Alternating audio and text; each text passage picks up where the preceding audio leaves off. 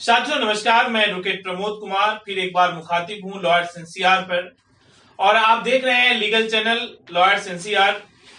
आज मैं आपसे बात कर रहा हूं कि मेंटेनेंस केस से कैसे बचा जाए, how to maintenance can be reduce, how to show your liability in your maintenance case, क्या चीजें आपको लगानी चाहिए, क्या चीजें आपको नहीं लगानी चाहिए। तो दोस्तों, कई बार मैट्रिमोनियल डिस्प्यूट में ऐसे सिचुएशन भी आते हैं जहां हस्बैंड को मेंटेनेंस देना पड़ता है और आप जब सभी लोग जो सुन पा रहे हैं, आप बहुत सारे लोग जो आप सफर कर रहे होंगे, आपको मेंटेनेंस देना पड़ रहा होगा। तो कैसे मेंटेनेंस से बचा जाए, कैसे इस फैक्ट को आप कोर्ट के बीच रखें, कोर्ट कैसे आपके फैक्ट को कंसीडर करेगा, ये तमाम चीजों पर मैं आज आपसे जानकारी साझा कर रहा हूं ताकि आप इस जानकारी को समझकर, सुनकर आप अपने केस में इस जानकारी का दोस्तों इस्तेमाल कर सकें। आप इस जानकारी को समझकर आप अपने मेंटेनेंस को कम से कम करा सकें या आपको नहीं देना पड़े। दोस्तों, ऐसे में सिर्फ एक ही रिमेडी आपके पास रह जाता है और वो रिमेडी है कि आपको अपनी लायबिलिटी अधिक से अधिक दिखाना है, अधिक से अधिक अपने कर्ज दिखाने हैं, अपने खर्चे दिखाने हैं। और वो कैसे दिखाएंगे मैं इस वीडियो में आपको बता रहा हूं। तो ये बहुत इंपॉर्टेंट वीडियो होने जा रहा है। मैं आपसे गुजारिश करूंगा कि इस वीडियो को आखिरी तक सुनेंगे, लाइक करेंगे, सब्सक्राइब करेंगे और अगर आप इस चैनल पे नए हैं तो आप बेल आइकन को प्रेस करेंगे ताकि जो भी मैं वीडियो लेकर आऊं किसी जजमेंट पर, वो नोटिफिकेशन आपके मोबाइल स्क्रीन पर जाए, आप उसको सुन सके, देख सकें और आप अपने केस में इसका इस्तेमाल कर सके। साथियों, तो आज इस मेंटेनेंस से कैसे बचा जाए, कैसे कम किया जा सके, कैसे नहीं देना पड़े, मैं इसी पर आपसे बात कर रहा हूं। दोस्तों, मैं बात करता हूं कि लायबिलिटीज की, किस प्रकार से आप अपने लायबिलिटीज, जिसको हिंदी में बोलते हैं दायित्व, अपने लायबिलिटीज को, दायित्व को दिखाकर अपने मेंटेनेंस केस को कम से कम कर सकते हैं या मेंटेनेंस केस से आप बच सकते हैं। तो दोस्तों नमस्कार, मैं आपके बीच एडवोकेट प्रमोद कुमार और स्वागत करता हूं लॉयर्स एनसीआर अपने यूट्यूब चैनल पर, जहां पर मैं तमाम कानून की जानकारी आपसे साझा करता हूं। दोस्तों देखिए, कोई भी व्यक्ति हो, कोई भी पर्सन हो, उसकी सबसे पहली जो लायबिलिटी होती है वो लायबिलिटी होती है अपने बूढ़े माँ बाप की सेवा करना, बूढ़े माँ बाप की का देख रेख करना और अपने माता पिता की को सर्व करना, क्योंकि आप एक बेटा होने की हैसियत से आपकी लायबिलिटी बनती है। आपको कोर्ट में यह कहना है कि भाई, मेरी जो पत्नी है, आपको कोर्ट में कहना है भाई कि देखिए, जो मेरी पत्नी है वो पढ़ी लिखी है, वो जवान है, वो स्वस्थ है, वो प्रोफेशनल एजुकेटेड है, जैसे वो एमबीए करी हुई है या और कोई पढ़ाई करी हुई है। तो ये आपको कोर्ट में शो करना है कि वो कमाकर खा सकती है, वो अर्न कर सकती है। अगर वो जॉब नहीं करती है तो, और अगर जॉब कर रही है तो फिर तो ये बोलने की जरूरत ही नहीं है, सैलरी सिर्फ आपको लगा देनी है, क्योंकि जॉब करने वाली महिला को मेंटेनेंस नहीं मिलता। जो जॉब कर रही है, जो अर्निंग पोजीशन में है और जो आपसे ज्यादा सैलरी भी ले रही है या आपसे कम भी ले रही है, तो मेंटेनेंस नहीं मिलेगा। आपको बस सही तथ्य के साथ कोर्ट में अपनी बात रखनी है।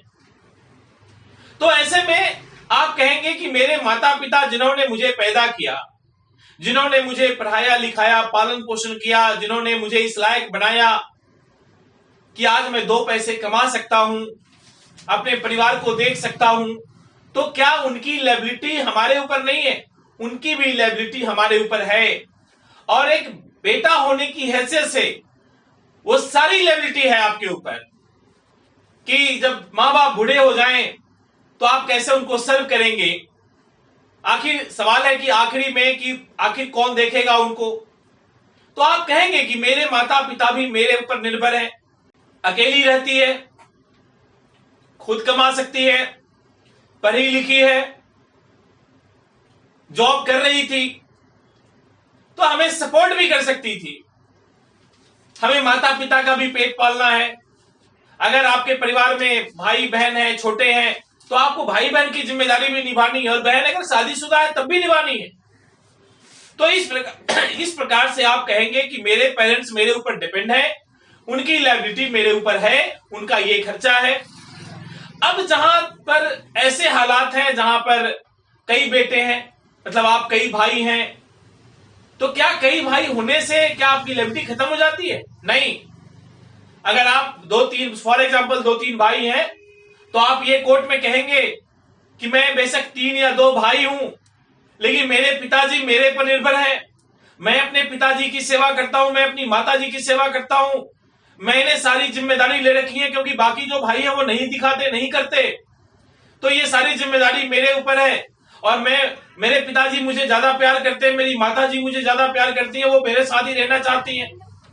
तो ऐसी परिस्थिति में आप का धर्म बनता है, आपका कर्तव्य बनता है कि आप सेवा करेंगे, और जो खर्चे आपके माता पिता पर है वो आप पूरा करेंगे। तो ये आप कोर्ट में कह सकते हैं कि पेरेंट्स की जिम्मेदारी हमारे ऊपर है, मेरे साथ है और मैं देखूंगा। अच्छा, अगर कई बेटे हैं तब भी इक्वली तो आपको कंट्रीब्यूशन देनी है, शेयर करनी है, जो खर्चा है वो मुहैया कराना है उनको। दवा दारू, दवा बीड़ो, जो भी आप कह सकते हैं हिंदी में, वो देखना है, उनके खाने पीने का, रहन सहन का, सारी व्यवस्था देखना है। देखिए, पेरेंट्स में अगर एक और सिचुएशन है कि पेरेंट्स आपके गवर्नमेंट सर्विस में, ये भी कह सकते हैं गवर्नमेंट सर्विस में है, तब क्या होगा? देखिए, पेरेंट्स आपके गवर्नमेंट सर्विस में है, रिटायर हो गए, अब जो है उनको जो पेंशन मिलता है तो सिर्फ पेंशन से काम नहीं चलता। आपकी माता जी हैं, वो कह सकती हैं कि भाई मैं बच्चों से मेरी ज्यादा बनती है, मेरे पति से ज्यादा नहीं बनती, और मैंने बच्चों का जो है पालन पोषण किया, पढ़ाया लिखाया, उसे पैदा किया, इसीलिए पैदा किया कि भाई जब बुढ़ापे का टाइम आएगा तो मेरे बच्चे मुझे देखेंगे।